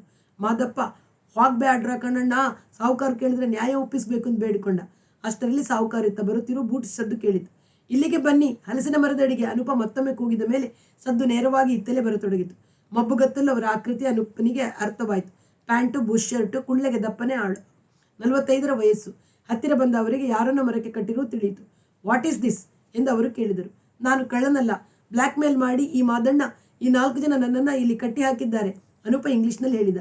ಅಲ್ಲಿ ಬಿದ್ದಿರೋ ಮೋಟರ್ ಬೈಕ್ ನಿಮ್ಮದೇನು? ಇಂಗ್ಲೀಷ್ನಲ್ಲಿ ಕೇಳಿದರು. ಬಿಚ್ಚ ಇವ್ರನ್ನ, ಏನಿದೆಲ್ಲ ಇಲ್ಲಿ? ಸಾಹುಕಾರರು ಕೇಳಿದರು. ಮರ್ಯಾದಸ್ಥ ಹುಡುಗಿನ ಮಾದಣ್ಣನ ಮಗಳನ್ನ ಇವನು ಬಸುರು ಮಾಡವನೇ, ಮದುವೆ ಮಾಡ್ಕ ಅಂತ ಕಟ್ಟಿ ಹಾಕಿದ್ದೀವಿ, ನೀವೇ ನ್ಯಾಯ ಹೇಳಿ. ಅಷ್ಟರಲ್ಲಿ ಧೈರ್ಯ ತಂದ್ಕೊಂಡು ಗಿರಿಯಣ್ಣ ಒಪ್ಪಿಸಿದ. ವಾಟ್ ಈಸ್ ದಿಸ್ ಅವರು ಇಂಗ್ಲೀಷ್ನಲ್ಲಿ ಕೇಳಿದರು. ನಾನು ಬಸರಿ ಮಾಡಿಲ್ಲ, ಅವಳು ಸೂಳೆ. ಅಪ್ಪನೇ ಗಿರಾಕಿನ ಕರೆದು ಕಾಸು ಇಸ್ಕೊಂಡು ಗುಡಿಸಲಿಗೆ ಬಿಡ್ತಾನೆ. ಅವಳು ಯಾರಿಗೆ ಬಸ್ಲಾದ್ಲೋ ನನಗೆ ಗೊತ್ತಿಲ್ಲ. ನೀವು ಯಾರು, ಏನು ಮಾಡ್ತಿದ್ದೀರಾ?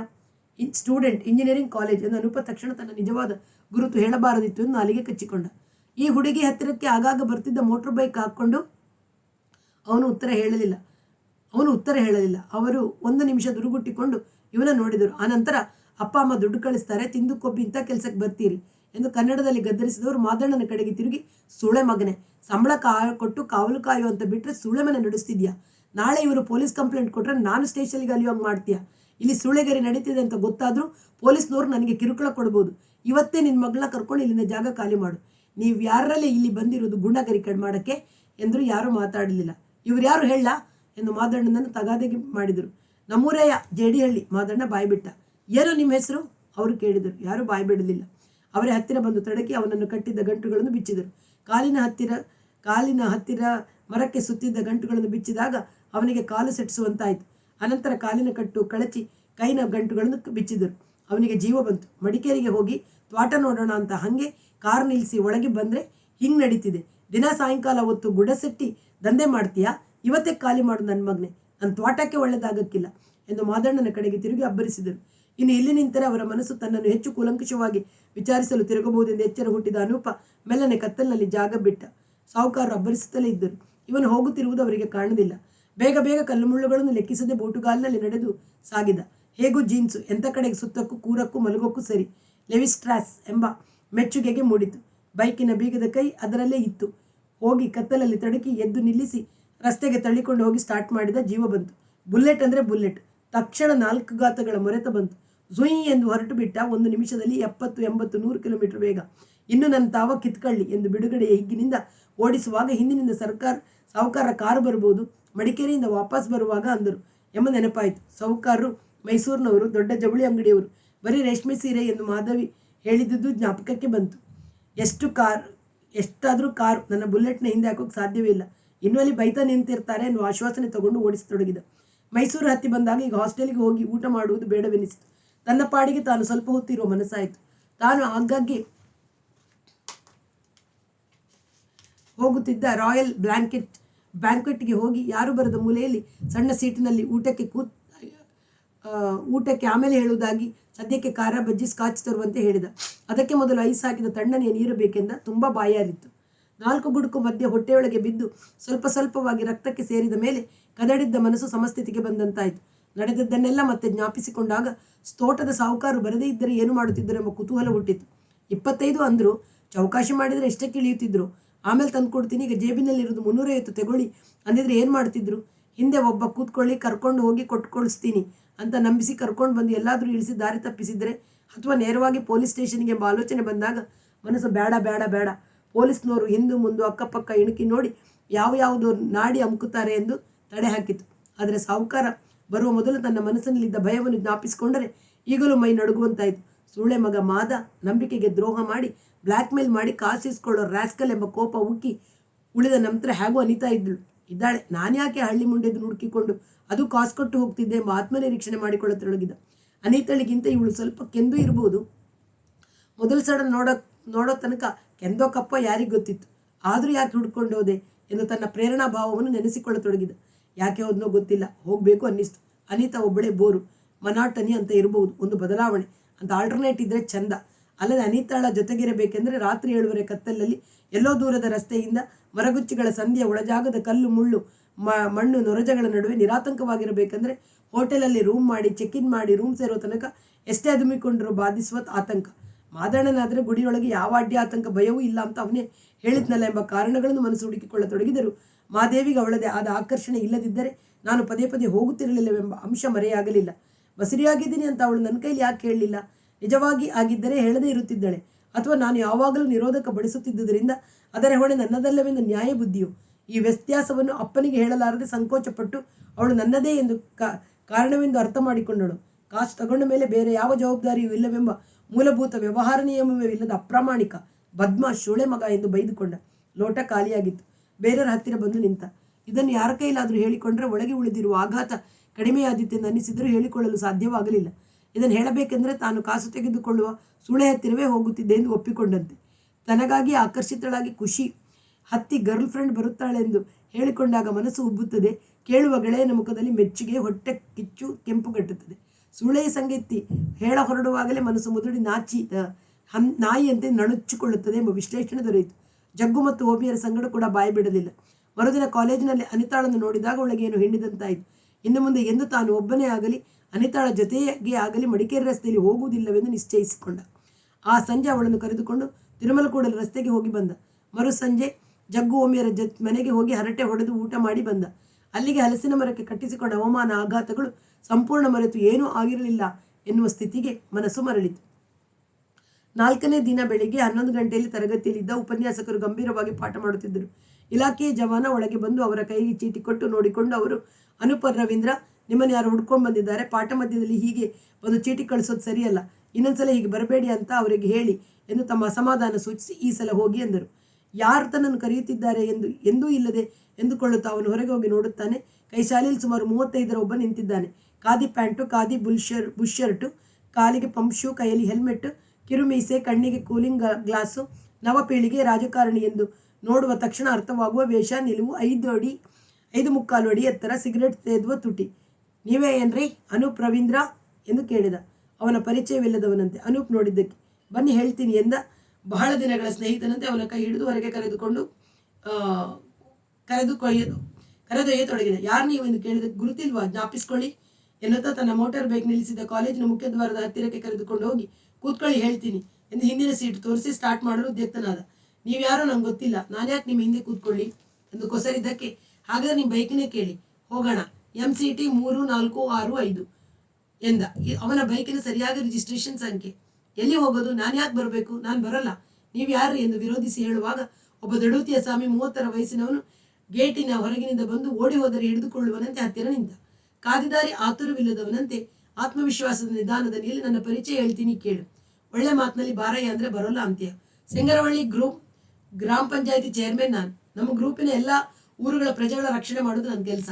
ಮಾದಣ್ಣನ ಮಗಳನ್ನ ಬಸರಿ ಮಾಡಿ ಸಿಕ್ಕಾಕೊಂಡವನು 25,000 ಸೆಟಲ್ಮೆಂಟ್ ಅಮೌಂಟ್ ಕೊಡಾಕು ಒಪ್ಕೊಂಡಿದ್ದವನು ಕತ್ಲಾಗೆ ಕದ್ದು ಓಡಿ ಬಂದಿದ್ಯಾ. ಅತ್ಲಾಗೆ ನೀನು ಮಾಡಿದ ಕೆಲಸದಿಂದ ತೋಟದ ಸಾಹುಕಾರ ಮಾದಣ್ಣನ ಕೆಲಸದಿಂದ ತೆಗುಸಿ ಓಡಿಸಿ ಅವನೇ. ಹುಡುಗಿ ಬಟ್ಟೆಯಲ್ಲಿ ಬಸರೈತೆ, ಅವರಿಗೆ ಪರಿಹಾರ ಕೊಡ್ಸಕ್ಕೆ ಅಂತ ನಾನು ಬಂದಿದ್ದೀನಿ. ಈಗ 50,000 ಮಡಗಿ ಬಚ್ಚುವಾಗು, ಇಲ್ಲದೇ ಇದ್ರೆ ಇಂಜಿನಿಯರಿಂಗ್ ಕಾಲೇಜ್ನಲ್ಲಿ ನಿನ್ನ ಗತಿ ಏನಾಯ್ತದೆ ಗೊತ್ತಾ. ಮ್ಯಾನೇಜ್ಮೆಂಟ್ ಕಮಿಟಿ ಗುರಪ್ಪ ಗೌಡ್ರು ನಮ್ಮೂರು ಎಂದ. ಅವನ ಅಂಗರಕ್ಷಕ ಹ್ಞೂ ಎನ್ನುವಂತೆ ಕತ್ತು ಹಾಕುತ್ತಿದ್ದ. ಅನೂಪನ ಕುತ್ತಿಗೆಯ ಹತ್ತಿರ ಬೆವರಿತು. 60 ಅವತ್ತು 25,000 ಅಂದವರು ಇವತ್ತು 50 ಅಂತಿದ್ದಾರೆ. ನಾನು ಹೆದರಕೂಡದು. ತಕ್ಷಣ ತೀರ್ಮಾನಿಸಿದ. ನನಗೇನೂ ಗೊತ್ತಿಲ್ಲ, ಇವರು ಬ್ಲ್ಯಾಕ್ ಮೇಲ್ ಮಾಡಿ ಹಣ ಕೇಳೋಕೆ ಬಂದಿದ್ದಾರೆ ಎಂಬ ನಿಲುವು ತಾಳಬೇಕೆಂದು ಅವನ ಮನಸ್ಸು ಮಿಂಚಿನ ವೇಗದಲ್ಲಿ ತೀರ್ಮಾನಿಸಿತು. ಏನ್ರಿ ಕಾಲೇಜಿಗೆ ಬಂದು ಗುಂಡಾಗಿರಿ ಮಾಡ್ತೀರಿ ಎಂದವನೇ ಹಿಂದಿರುಗಿ ಹೋಗತೊಡಗಿದ. ಅಂಗರಕ್ಷಕ ಮುನ್ನುಗ್ಗಿ ಅವನನ್ನು ಹಿಡ್ಕೊಂಡ. ಅನೂಪ ಬಗ್ಗೆ ಅವನ ತೋಳಿಗೆ ಬಾಯಿ ಹಾಕಿ ಕಚ್ಚಿ ಅವನ ಹಿಡಿತದ ಅಳ್ಳಕವಾದ ತಕ್ಷಣ ಜೋರಾಗಿ ಗುದ್ದಿದವನೇ ಗೇಟಿನ ಹತ್ತಿರ ಇದ್ದ ಕಾಲೇಜ್ ಹುಡುಗರ ಕಡೆಗೆ ತಿರುಗಿ ಹೆಲ್ಪ್ ಎಂದು ಕೂಗಿಕೊಂಡ. 5 ಹುಡುಗರು ಓಡಿ ಬಂದರು. ನಮ್ಮ ಕಾಲೇಜಿನಲ್ಲಿ ಗುಂಡಾಗಿರಿ ಮಾಡೋಕೆ ಬಂದಿದ್ದಾನೆ ಈ ಗಮಾರ ಎಂದವನೇ ಚೇರ್ಮನ್ನಿಗೆ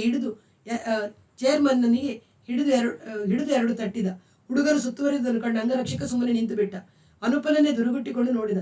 ಚೇರ್ಮನ್ ಏನೋ ನಿಶ್ಚಯಿಸಿಕೊಂಡವನಂತೆ ಜೇಬಿನಿಂದ ಬೀಗದ ಕೈ ತೆಗೆದು ಬೈಕಿಗೆ ಹಾಕಿ ತುಳಿದು ಸ್ಟಾರ್ಟ್ ಮಾಡಿ ಹತ್ತಿಕೊಂಡ.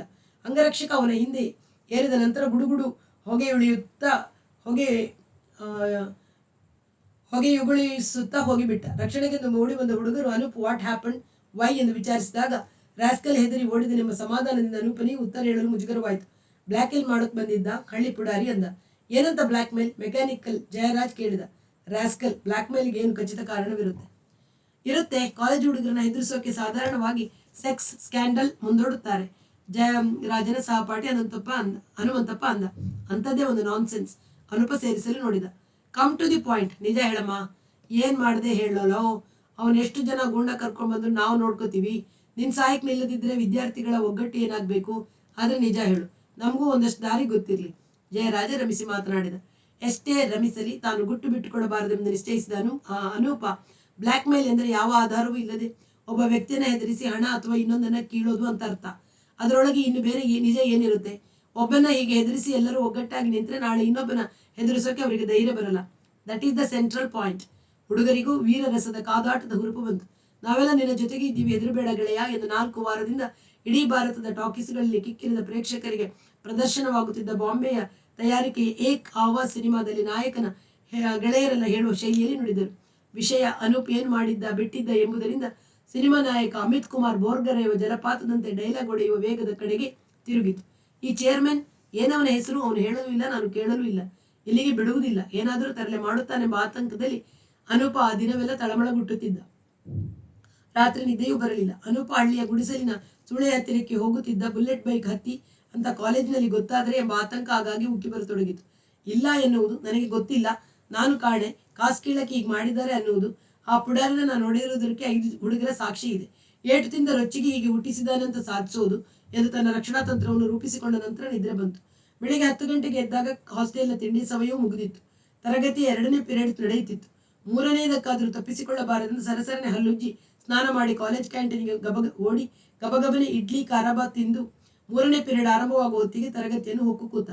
ಪಾಠ ನಡೆಯುವಾಗ ಮನಸ್ಸಿಗೆ ಇನ್ನಷ್ಟು ಧೈರ್ಯ ಬಂತು. ಯಾವನಾದರೂ ಚೀಟಿ ಕಳಿಸಿದರೆ ಹೋಗುವುದಿಲ್ಲ, ಹೋಗಬಾರದು ಎಂದು ಮನಸ್ಸಿನಲ್ಲಿ ನಿರ್ಧರಿಸಿಕೊಂಡ. ಯಾರು ಏನು ಕಳಿಸಲಿಲ್ಲ, ಯಾವರ ತಲೆಯೂ ಇಲ್ಲ, ಹೆದರಿಕೊಂಡು ಹೋಗಿದ್ದಾನೆ ರಾಸ್ಕಲ್ ಎಂದು ಮನಸ್ಸಿಗೆ ಸಮಾಧಾನ ತಂದುಕೊಂಡ. ಸಂಜೆ ಅನಿತಾಳನ್ನು ಕರೆಕೊಂಡು ಊಟಿ ರಸ್ತೆಯಲ್ಲಿ ಹೋಗುವ ಆಲೋಚನೆ ಮಾಡಿದ. ಆದರೆ ಅವಳು ನಾಳೆ ಟೆಸ್ಟ್ ಇರುವುದರಿಂದ ತಾನು ಓದಿಕೊಳ್ಳಬೇಕು, ಇಲ್ಲದಿದ್ದರೆ ಫೇಲ್ ಆಗುತ್ತೆ, ಸಾರಿ ಎಂದಳು. ಪರೀಕ್ಷೆ ಅಂದರೆ ಹೆದರಿ ಸಾಯ್ತಾಳೆ. ಅವಳ ನಿರೀಕ್ಷೆಗಿಂತ 1 ಮಾರ್ಕ್ ಕಡಿಮೆ ಬಂದರೆ ಕಣ್ಣಲ್ಲಿ ನೀರು ತುಂಬಿಕೊಳ್ಳುತ್ತೆ. ಹುಡುಗಿರಿಗೆ ಮಾರ್ಕ್ ಅಂದರೆ ಹೆಂಗಸರಿಗೆ ಚಿನ್ನದ ಮೇಲಿರುವಷ್ಟೇ ಮೋಹ ಎಂದು ಬೈದುಕೊಂಡು ಹಾಸ್ಟೆಲ್ನಲ್ಲಿ ಶಟ್ಲ್ ಕಾಕ್ ಆಡಲು ಹೋದ. ರಾತ್ರಿ ಸಕಾಲದ ನಿದ್ದೆ ಬಂತು. ಮರುದಿನ ಬೆಳಿಗ್ಗೆ ಎದ್ದು ಮುಗಿಸಿ ತಿಂಡಿ ತಿಂದು 9ರ ತರಗತಿಗೆ 10 ನಿಮಿಷ ಮೊದಲೇ ಹೋದಾಗ ಸಹಪಾಠಿ ರೇವಣ್ಣ ಇವನ ಹತ್ತಿರ ಬಂದು ಕೇಳಿದ, ನೀನು ಮೇನ್ ಗೇಟಿನ ಹತ್ತಿರ ಹೋಗಿದ್ದೆಯಾ? ಇಲ್ಲ, ಯಾಕೆ? ರೇವಣ್ಣ ಬೇರೆ ಊರು, ಚಿತ್ರದುರ್ಗದವನಾದರೂ ಹಾಸ್ಟೆಲ್ನಲ್ಲಿಲ್ಲ. ತನ್ನ ಚಿಕ್ಕಪ್ಪನ ಮನೆಯಲ್ಲಿ ಇದ್ದುಕೊಂಡು ದಿನ ಸೈಕಲ್ ಬರುತ್ತಾನೆ ಅನುಪನಿಗೆ ಗೊತ್ತಿತ್ತು. 50 ಜನ ಹಳ್ಳಿಯವರು ಸತ್ಯಾಗ್ರಹ ಕುಂತವ್ರೆ. ಪ್ಲಾಕಾರ್ಡ್ನ ಮೇಲೆ ಹಸುಳೆ ಹುಡುಗಿನ ಹೆಸರು ಬಸರು ಮಾಡಿರೋ ಇಂಜಿನಿಯರಿಂಗ್ ವಿದ್ಯಾರ್ಥಿ, electronic super speed king Anupa Ravindra ಅವಳನ್ನ ಮದುವೆ ಆಗಬೇಕು ಅಂತ ಬರೆದಿದ್ದಾರೆ. ಕಾಲೇಜ್ ಗೋಡೆ ಮೇಲೆಲ್ಲ ಅದನ್ನೇ ದಪ್ಪಕ್ಕೆ ಕೆಂಪಕ್ಷರದಲ್ಲಿ ಪ್ರಿಂಟ್ ಮಾಡಿ ಅಂಟಿಸಿದ್ದಾರೆ. 50 ಪೋಸ್ಟರ್ಗಳನ್ನು ಅಂಟಿಸಿರ್ಬೋದು ಕಾಲೇಜ್ ರೋಡ್ ಉದ್ದಕ್ಕೂ, ಗೋಡೆಗಳ ಮೇಲೆಲ್ಲ. ಅನೂಪನಿಗೆ ತಲೆಯೊಳಗೆ ಕತ್ತಲು ತುಂಬಿಕೊಂಡಂತಾಯಿತು. ತಾನು ಕುಸಿದ ನೆಲ ಮೇಲೆ ಬಿದ್ದು ಬಿಡುತ್ತೇನೆ ಅನಿಸಿತು. ಹತ್ತಿರವೇ ಇದ್ದ ಗೋಡೆಯನ್ನು ಹೊರಗೆ ನಿಂತುಕೊಂಡ. ತುಸು ಹೊತ್ತು, ಎಷ್ಟು ಹೊತ್ತೆಂಬ ಲೆಕ್ಕಕ್ಕೆ ಸಿಗಲಿಲ್ಲ. ಕಣ್ಣುಗತ್ತಲೆ ಬಂದು ಪ್ರಜ್ಞೆ ಮಂಕುಕವಿದ್ದರೂ ಕೆಳಗೆ ಬೀಳಲಿಲ್ಲ.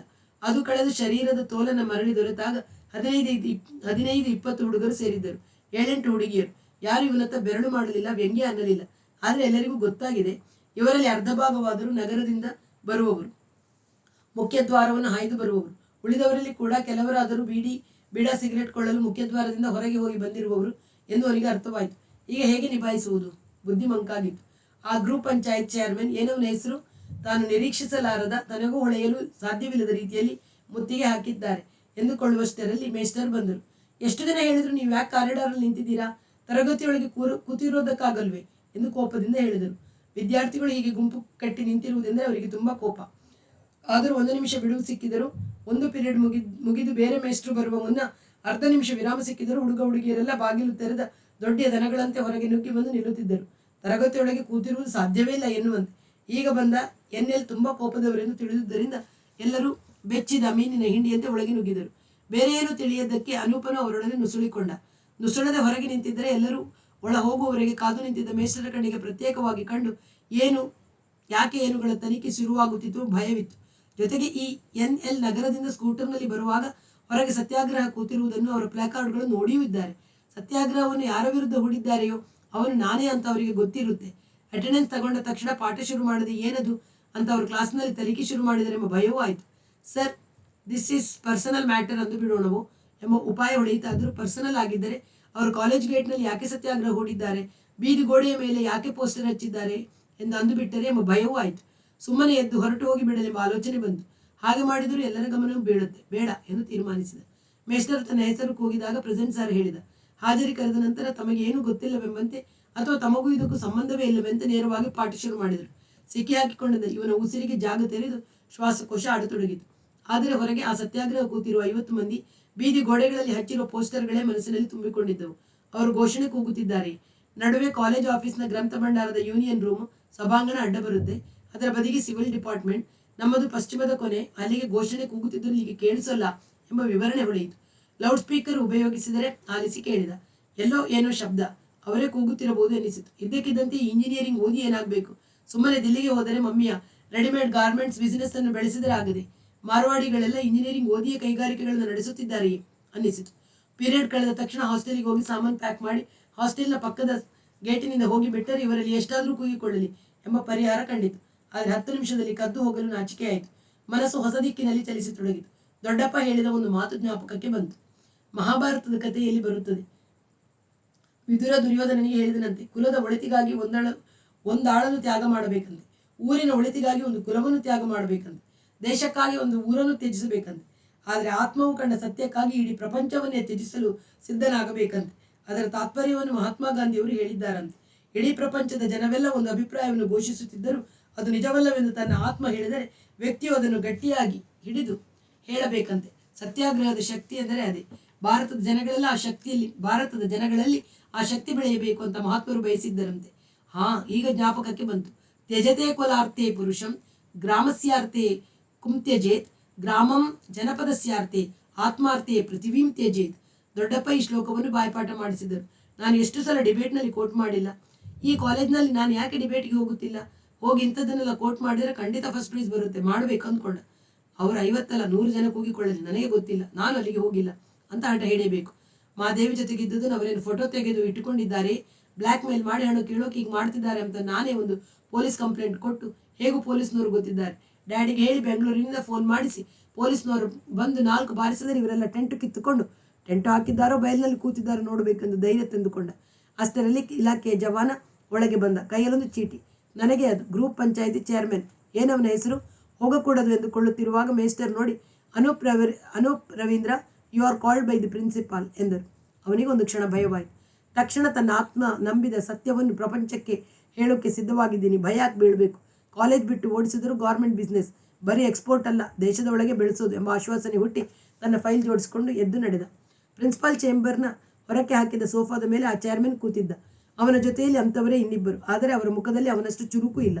ಅನುಯಾಯಿ ಅಥವಾ ಚಮಚಗಳೆಂದು ಕಾಣಿಸುತ್ತಿತ್ತು. ಅವರ ಕಡೆಗೆ ತಿರಸ್ಕಾರದ ನೋಟ ಬೀರಿದ ಅವನು ನೇರವಾಗಿ ಪ್ರಿನ್ಸಿಪಾಲ್ ಚೇಂಬರ್ ಪ್ರವೇಶಿಸಿ ಆತ್ಮವಿಶ್ವಾಸದಿಂದ ಗುಡ್ ಮಾರ್ನಿಂಗ್ ಸರ್ ಎಂದ. ಅವರ ಮುಖದಲ್ಲಿ ಅಸಮಾಧಾನವಿತ್ತು. ಕುಳಿತುಕೊಳ್ಳುವಂತೆ ಹೇಳಲಿಲ್ಲ, ಇವನು ಕೂರಲಿಲ್ಲ. ಒಂದು ನಿಮಿಷ ಇವನ ಮುಖವನ್ನು ದಿಟ್ಟಿಸಿ ನೋಡಿ, ಏನಿದೆಲ್ಲ ಎಂದರು. ಸರ್, ಹೊರಗೆ ಕೂತಿರೋ ಗೂಂಡನ್ನೇ ಕರೆಸಿ ಅವನೆದುರಿಗೆ ಪ್ರಶ್ನಿಸಿ, ಯಾವ ಮುಚ್ಚುಮರೆ ವಿಚಾರಣೆಯನ್ನು ನಾನು ಬಯಸಲ್ಲ ಎಂದ. ಅವರು ಬೆಲ್ಲೊತ್ತಿದರು. ತಕ್ಷಣ ಬಂದ ಜವಾನಿಗೆ, ಸಿಂಗರವಳ್ಳಿ ಗ್ರೂಪ್ ಪಂಚಾಯಿತಿ ಚೇರ್ಮನ್ ಪುಟ್ಟೇಗೌಡನ ಕರೀರಿ ಎಂದರು. ಒಳಗೆ ಬಂದ ಪುಟ್ಟೇಗೌಡ ಪ್ರಿನ್ಸಿಪಾಲರು ಕೂರುವಂತೆ ಸೂಚಿಸುವ ಮೊದಲೇ ತಮ್ಮ ಹಕ್ಕೆಂಬಂತೆ ಹೊರಗೆ ಕೂತರು. ಈ ವರ್ತನೆಯಿಂದ ಪ್ರಿನ್ಸಿಪಾಲರು ಅಸಂತುಷ್ಟರಾದನ್ನು ಅನೂಪ್ ಅರ್ಥ ಮಾಡಿಕೊಂಡ. ಪ್ರಿನ್ಸಿಪಾಲರು ಮಾತನಾಡುವ ಮೊದಲೇ ಅವನು ಹೇಳಿದ, ಸರ್, ನಿಮ್ಮ ಸಮಯ ಅಮೂಲ್ಯವಾದದ್ದು, ವ್ಯರ್ಥ ಮಾಡೋಕ್ಕೆ ನನಗೆ ಇಷ್ಟವಿಲ್ಲ. ಮೆಕ್ಯಾನಿಕಲ್ ಜಯರಾಜ್, ಹನುಮಂತಪ್ಪ ಮತ್ತು ಇನ್ನೂ 3 ಜನರ ಸಾಕ್ಷಿ ಇದೆ, ಒಟ್ಟು 5 ಜನ. ಅವ್ರನ್ನ ಕರೆಸಿ. 4 ದಿನದ ಹಿಂದೆ ಇವನು ನನ್ನ ಕ್ಲಾಸಿಗೆ ಒಂದು ಚೀಟಿ ಕರೆಸಿ ಬ್ಲ್ಯಾಕ್ ಮೇಲ್ ಹೆದರಿಕೆ ಹಾಕಿ 50,000 ಕೊಡುವಂತ ಕೇಳಿದ. ಜೊತೆಗೊಬ್ಬ ಗೂಂಡ. ನಾನು ಇಬ್ಬರನ್ನು ಹಿಡ್ಕೊಂಡು ಹೊಡೆದೆ. ಆ ರೊಚ್ಚಿಗೆ ಇಷ್ಟೆಲ್ಲ ಮಾಡ್ತಿದ್ದಾನೆ. ಪ್ರಿನ್ಸಿಪಾಲ್ ಅವನನ್ನು ಏನ್ರಿ ಎಂದರು. ತ್ವಾಟದ ಕಾವಲ್ಗಾರನ ಗುಡಿಸಲಿಗೆ ಬಂದು ಅವನ ಹುಡುಗಿನ ಇವನು ಬಸರು ಮಾಡಿದ್ದಕ್ಕೆ ಎಂದು ಪುಟ್ಟೇಗೌಡನ ಮಾತಿಗೆ ಅರ್ಧಕ್ಕೆ ನಿಲ್ಲಿ ಪ್ರವೇಶಿಸಿದ ಅನೂಪ್, ಅದನ್ನು ಹೇಳ್ತೀನಿ. 6 ದಿನದ ಹಿಂದೆ ನಾನು ರೈಡ್ ಹೋಗಿದ್ದೆ. ನನ್ನ ಬೈಕ್ನಲ್ಲಿ ಡ್ರೈವ್ ಹೋಗೋದು ನನಗೊಂದು ಫಾಸ್ಟ್ ಟೈಮ್ ಅಂತ ಎಲ್ರಿಗೂ ಗೊತ್ತಿದೆ, ತಮಗೂ ಗೊತ್ತಿರ್ಬೋದು. ಅಲ್ಲಿ ಒಂದು ಕಡೆ ಕಕ್ಕಸಿಗೆ ಹೋಗ್ಬೇಕನ್ನಿಸ್ತು. ಬೈಕನ್ನು ನಿಲ್ಲಿಸಿ ರಸ್ತೆಯಿಂದ ಒಳಗೆ ಹೋಗಿ ಮರದ ಮರೆಯಲ್ಲಿ ಕೂತಿದ್ದಾಗ 5 ಜನ ಹಿಡ್ಕೊಂಡು ತೋಟದಲ್ಲಿ ಕದಿಯಕ್ಕೆ ಬಂದ್ಯಾ ಅಂತ ಹೆದರಿಸಿ ದುಡ್ಡು ಕೇಳಿದರು. ಕೊಡೋಲ್ಲ ಅಂದಿದ್ದಕ್ಕೆ ಎಳ್ಕೊಂಡು ಹೋಗಿ ಮರಕ್ಕೆ ಕಟ್ಟಿ ಸಾಯಿಸ್ತೀವಿ ಅಂತ ಹೆದರಿಸಿದರು. ನನ್ನ ಜೇಬಿನಲ್ಲಿ 1,000 ಇತ್ತು. ಅಷ್ಟರಲ್ಲಿ ತೋಟದ ಮಾಲೀಕರು ಬಂದು ಏನು ಅಂತ ಕೇಳಿದ್ದಕ್ಕೆ ನಮ್ಮ ಹುಡುಗಿನ ಬಸರು ಮಾಡಿದ್ದ ಅಂತ ಕತೆ ಸೃಷ್ಟಿಸಿದರು. ಮಾಲೀಕರು ಅವನನ್ನು ಬೈದು ನನ್ನನ್ನು ಬಿಡಿಸಿ ಕಳಿಸಿದರು. ಅವ್ರ ಕಡೆ ಗೂಂಡ ಇವನು. ಬೇಕಾದರೆ ಪೊಲೀಸ್ ಕಂಪ್ಲೇಂಟ್ ಮಾಡಲಿ, ನಾನು ಕೋರ್ಟ್ನಲ್ಲಿ ರಕ್ಷಣೆ ಪಡ್ಕೋತೀನಿ ಅಂದ. ಪುಟ್ಟೇಗೌಡರು, ಇವನಿಂದಲೇ ಬಸರಿ ಆಗೋಳೆ ಅಂತ ಮೆಡಿಕಲ್ ಸರ್ಟಿಫಿಕೇಟ್ ಮಾಡಿಸ್ತೀನಿ, ಕೇಸ್ ಪ್ರೂವ್ ಮಾಡಿಸ್ತೀನಿ ಅಂದ. ಕೋರ್ಟ್ ಹೇಳುವ ಯಾವ ವೈದ್ಯ ಪರೀಕ್ಷೆಗೂ ನಾನು ಒಳಗಾಗ್ತೀನಿ, ತಪ್ಪು ಮಾಡಿದರೆ ತಾನೇ ನನಗೆ ಭಯ. ಅನೂಪ್ ಅಷ್ಟೇ ದೃಢವಾಗಿ ಉತ್ತರಿಸಿದ. ತಮ್ಮ ಕಾಲೇಜಿನ ಮುಂದೆ ಹೋಗಿ ಬರುವ ಜನಗಳನ್ನೆಲ್ಲ ಗಮನ ಸೆಳೆಯುವ ಈ ಅವಮಾನಕಾರಿ ಸತ್ಯಾಗ್ರಹವನ್ನು ಖಾಲಿ ಮಾಡಿಸಬೇಕೆಂದು ಪ್ರಿನ್ಸಿಪಾಲ್ರ ಮನಸ್ಸು ಚಟಪಟಿಸುತ್ತಿತ್ತು. ಪುಟ್ಟೇಗೌಡನ ಕಡೆಗೆ ನೋಡ್ರಿ, ಆಪಾದ ನಿಜವೋ ಸುಳ್ಳುವ ಅನ್ನೋ ಪ್ರಶ್ನೆ ನನಗೆ ಬೇಡ. ಇದು ಪ್ರೈವೇಟ್ ಕಂಪ್ಲೇಂಟ್. ನಿಮಗೆ ಏನಾದರೂ ಅನ್ಯಾಯವಾಗಿದ್ದರೆ ಪೊಲೀಸ್ ಕಂಪ್ಲೇಂಟ್ ಕೊಡಿ ಅಥವಾ ಕೋರ್ಟಿಗೆ ಹೋಗಿ. ಸರ್, ನೀವೇ ಒಂದು ತೀರ್ಮಾನ ಹೇಳಿ, ಇಷ್ಟು ಅಂತ ಕೊಡಿಸ್ಬಿಡಿ. ಇವತ್ತು ರಾಷ್ಟ್ರದಲ್ಲಿ ಬಡ ಜನತೆಯನ್ನು ಶೋಷಿಸ್ತಾ ಇರೋ ರಿಚ್ ಜನ ಏನಾಯ್ತಲ್ಲ, ಅವರು ಪರಿಹಾರ ಕೊಡಲೇಬೇಕು. ಏನು ಪರಿಹಾರ ಅಂದರೆ 50,000 ಕೊಡಿಸ್ಬಿಡಿ, ನಾನು ಅವ್ರನ್ನ ಒಪ್ಪಿಸ್ತೀನಿ. ಪ್ರಿನ್ಸಿಪಾಲ್ರಿಗೆ ರೇಗಿತು. ಇವನು ನಿಜವಾಗಿ ಬ್ಲ್ಯಾಕ್ ಮೇಲ್ ಮಾಡುತ್ತಿದ್ದಾನೆಂದು ಅವರಿಗೂ ಖಚಿತವಾಯಿತು. ನೋಡ್ರಿ, ನೀವು ಬೇಕಾದರೆ ಕೋರ್ಟಿನಲ್ಲಿ ಏನಾದರೂ ಕೇಳ್ಕೊಳ್ಳಿ. ನಮ್ಮ ಕಾಲೇಜಿನ ಮುಂದೆ ಗುಂಪು ಕೂಡೋದಿರಲಿ, ಕೂಗೋದಾಗಲಿ, ಪೋಸ್ಟರ್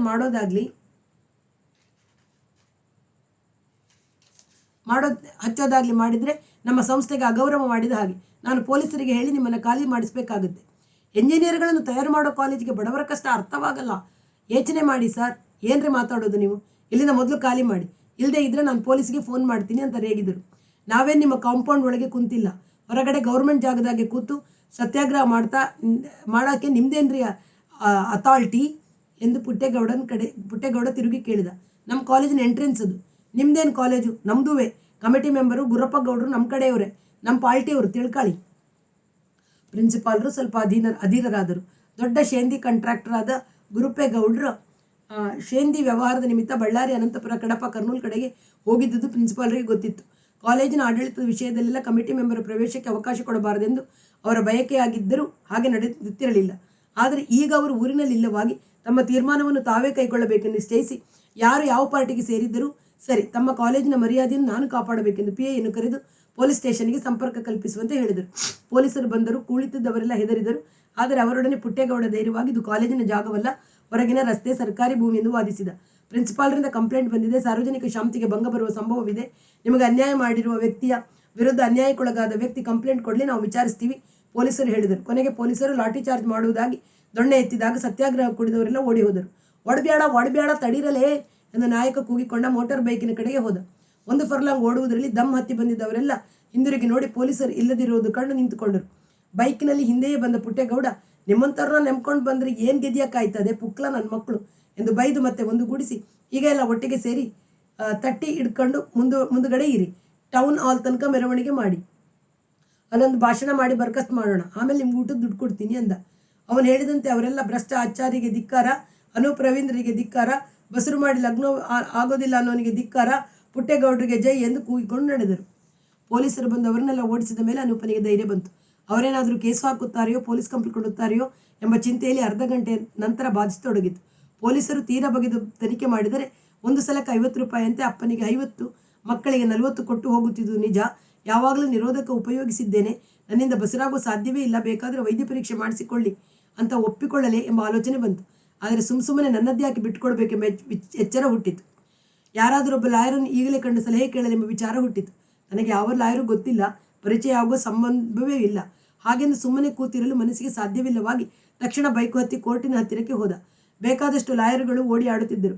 ಅವರಲ್ಲಿ ಯಾರನ್ನು ಆರಿಸುವುದು, ಹೇಗೆ ಕೇಳುವುದು, ಎಷ್ಟು ಎಂಬ ನಾಚಿಕೆ ತುಸು ಹೊತ್ತು ಬಾಧಿಸಿತು. ಆನಂತರ ಧೈರ್ಯ ಮಾಡಿ ಸುಮಾರು 30 ವಯಸ್ಸಿನ ಚುರುಕು ಮುಖದ ಕರಿಲ ಕೋಟು ಹಾಕಿದ ಸ್ಕೂಟರ್ ಸ್ಟಾರ್ಟ್ ಮಾಡುತ್ತಿದ್ದ ಒಬ್ಬರ ಹತ್ತಿರ ಹೋಗಿ, ನೀವು ಲಾಯರಾ?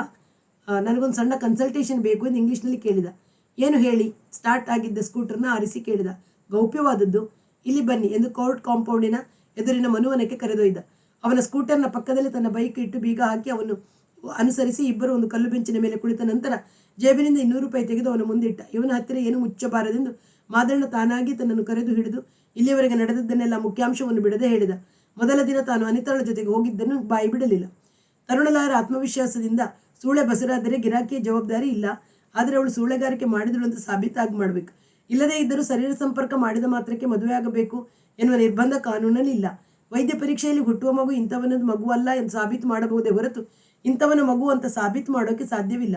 ನೀವು ಸದಾ ನಿರೋಧಕ ಉಪಯೋಗಿಸಿರುವುದರಿಂದ ಆ ಸಂಭವವು 100ಕ್ಕೆ 99 ಭಾಗ ಇಲ್ಲ. ನೀವು ಉಪಯೋಗಿಸಿರುವುದು ಇಂಡಿಯನ್ ಮೇಕೋ ಫಾರಿನ್ ಮೇಕೋ? ಫಾರಿನ್ನದು. ಹಾಗಾದರೆ 100ಕ್ಕೆ 100 ಸುರಕ್ಷಿತ. ಇಂಡಿಯನ್ ಆದರೆ ಸಬ್ಸ್ಟ್ಯಾಂಡರ್ಡ್ ಅನ್ಬೋದು, ಹೆದರಬೇಡಿ. ಈಗ ನಡೆದವರು ನೋಡಿದರೆ ಅವರು ಪೊಲೀಸಿಗೆ ಹೋಗುವಂಥ ಕೇಸ್ ಅವರಲ್ಲಿ ಇಲ್ಲವೇ ಇಲ್ಲ. ಬ್ಲ್ಯಾಕ್ ಮೇಲ್ ಮಾಡಿ ಹಣ ಕೀಳೋದೇ ಅವರ ಗುರಿ. ಹೆದರಬೇಡಿ, ಬಗ್ಬೇಡಿ. ಅಗತ್ಯ ಬಿದ್ದರೆ ಮತ್ತೆ ನನ್ನ ಹತ್ರ ಬನ್ನಿ. ಅಂಥ ಸಂದರ್ಭ ಬಂದರೆ ನಾನು ಸೀನಿಯರ್ನ ಕೇಳಿ ಹೆಲ್ಪ್ ಮಾಡ್ತೀನಿ, ಥ್ಯಾಂಕ್ಸ್ ಎಂದು ನೋಟನ್ನು ತೆಗೆದು ಕಿಸೆಗಿಟ್ಟುಕೊಂಡು ತನ್ನ ಕಾರ್ಡನ್ನು ಕೊಟ್ಟ. ಇದೇ ಇಟ್ಕೊಳ್ಳಿ, ಪೊಲೀಸ್ನವರೇನಾದರೂ ಬಂದರೆ ತಕ್ಷಣ ಈ ನಂಬರಿಗೊಂದು ಫೋನ್ ಮಾಡಿದರೂ ಸರಿ, ಓಡಿ ಬರ್ತೀನಿ. ಪ್ರಜಾಪ್ರಭುತ್ವ ಅಂದರೆ ಅನ್ಯಾಯದ ವಿರುದ್ಧ ಹೋರಾಡುವ ಹಕ್ಕು ಪ್ರತಿಯೊಬ್ಬ ಪ್ರಜೆಗೂ ಇರುವ ವ್ಯವಸ್ಥೆ. ಹೋರಾಟದಲ್ಲಿ ಸಹಾಯಕ ಮಾಡೋಕ್ಕೆ ನಾನಿರೋದು ಎಂದ. ಬುಲೆಟ್ ಹತ್ತಿ ಎದೆ ಸೆಡಿಸಿ ಓಡಿಸಿ ಹಾಸ್ಟೆಲ್ನ ಊಟದ ಹಾಲ್ನ ಮುಂದೆ ನಿಲ್ಲಿಸಿ ಒಳ ಹೊಕ್ಕ. ಎಲ್ಲ ಊಟ ಮಾಡುತ್ತಿದ್ದರು. ಗುರುತಿದ್ದ ಗೆಳೆಯರು ಏನೋ ಎಂದು ಮುತ್ತಿಕೊಂಡರು. ಬುಲೆಟ್ ಇಟ್ಟಿದ್ದಾನೆ, ಬಂಗಾರ ಬಣ್ಣದ ಚೈನ್ನ ಗಡಿಯಾರ ಕಟ್ಟಿಕೊಂಡಿದ್ದಾನೆ, ಬ್ಲ್ಯಾಕ್ ಮೇಲ್ ಮಾಡಿದ್ರೆ ದುಡ್ಡು ಸಿಗ್ಬೋದು ಅಂತ ನನ್ನ ಮೇಲೆ ಬಂದಿದ್ದಾರೆ. ಎಂಜಿನಿಯರ್ ಹುಡುಗರು ಅಂದರೆ ಅನುಕೂಲಸ್ಥರು ಅಂತ ಎಲ್ಲರಿಗೂ ಗೊತ್ತು. ಧೈರ್ಯವಾಗಿ ಗಟ್ಟಿಯಾಗಿ ಸುತ್ತಮುತ್ತಲಿನವರಿಗೆ ಪ್ರಶ್ನೆ ಕೇಳದಿದ್ದವರಿಗೂ ಕೇಳುವಂತೆ ಹೇಳಿದ. ಕಂಪ್ಯೂಟರ್ ಕೊನೆಯ ವರ್ಷದ ಅಹಮದಿಯ ದೋಸ್ತಿಗಳಿಗೆ ಕೊಡದೆ ಮುಚ್ಚಿ ತಿಂಡಿ ತಿಂದರೆ ಹೊಟ್ಟೆ ನೋವು ಬರುತ್ತೆ ಅಂತ ಅರ್ಥ ಆಯ್ತಾ ಎಂದು ಕಣ್ಣು ಮಿಟುಕಿಸಿದ್ದಕ್ಕೆ ಇವನು ಕೋಪದಿಂದ, ಕದ್ದು ತಿಂದಿದ್ದರೂ ಇಂಥ ಗಟಾರದ ಮಟ್ಟದ ತಿಂಡಿ ತಿನ್ನಲ್ಲ ತಿಳ್ಕೊ ಎಂದು ರೋಪ್ ಹಾಕಿದ. ಮತ್ತೆ ಯಾರು ಬಿಚ್ಚು ಮಾತಿನಲ್ಲಿ ಈ ಬಗೆಗೆ ಟೀಕೆ ಮಾಡಲಿಲ್ಲ. ಮುಂದಿನ ಭಾಗವನ್ನು ಮತ್ತೆ ಕೇಳೋಣ. ಅಲ್ಲಿಯವರೆಗೆ ಎಲ್ಲರಿಗೂ ನಮಸ್ಕಾರ. ವಾಸವಿ ಸಾಹಿತ್ಯ ಕಲಾ ವೇದಿಕೆ ಸುಳ್ಯ.